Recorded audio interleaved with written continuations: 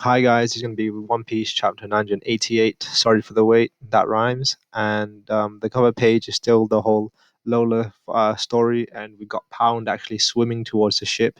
And I think it's the realization that he might actually be their father is being had by the two twins.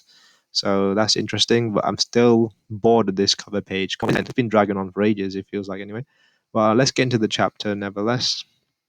All right, so in this one, we see that Kaido is actually unfazed by the whole Sulong form because he doesn't, he's not even scared about these Sulong forms.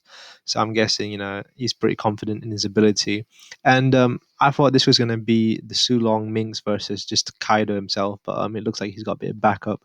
And I was kind of expecting him to have backup, especially his calamities didn't really help. So I'm glad to see that Jack, they chose the right one as well. Jack is here as reinforcements, and just the fact that Jack is here means that they can get revenge for what he did for the invasion and Zoe. And we see Riser giving a little speech about what Jack did, stuff like that. Yeah, so there is a bit of bad blood between the two of them. And yeah, we see some of the mink transformations, and they just look fluffier and more aggressive. And yeah, it's quite interesting to see all of them. And I finally understand what they meant by the roof. So they're actually fighting on top of that massive skull now, I guess. So it kind of makes sense. I got a clear image of where they are and why they're outside now. So yeah, the Sulong form definitely is going to be quite a good fight indeed, especially Inuyasha and Nekomamushi in Sulong form. Going to be quite formidable indeed. So we get back into the courtroom, and this one was a quite big surprise. We see Shinobu trying to what do you call it, rescue Momonosuke, and she actually managed to do that with a bit of success anyway. And he starts floating as well, so that's quite interesting to see. It's probably from his devil fruit power because he is flying as noted by Queen.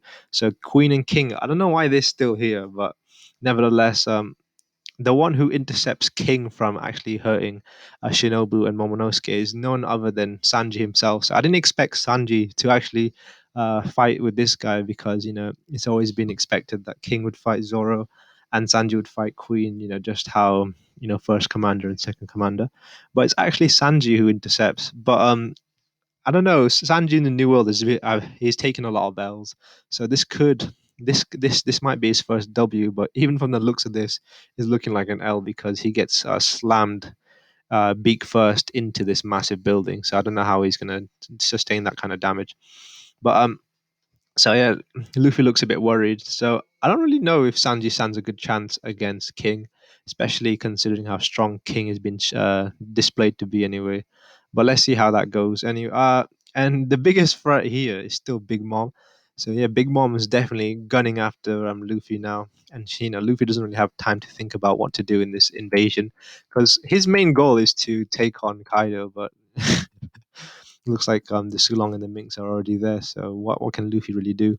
And yeah, we see Big Mom uses one attack, and it's quite devastating as well. So yeah, she's serious as well. It leaves a massive gash in the wall. Um, so yeah, so we see Luffy's plan is he wants to go up there to fight Kaido, but he needs to first evade from Big Mom as well. And with in the chaos, we see Nami get away, and she's still got Zeus in her hands. But this is kind of interesting because Big Mom kind of created Zeus, she kind of owns him, and we see Zeus has decided to choose what do you call it, Big Mom as her side as she what's he call it as he becomes big and gets ready to attack Nami anyway. And Zeus kind of regrets attacking Nami, but he's kind of been forced into it. But he's choosing his side, and I thought this was going to be quite a hairy situation. But we get the big man Frankie and Brook coming himself, and they actually managed to strike a big blow on Big Mom, just driving the whole rhinoceros motorcycle into her face. So that's interesting to see. But the final panel is a close up of Big Mom's face, so that's interesting.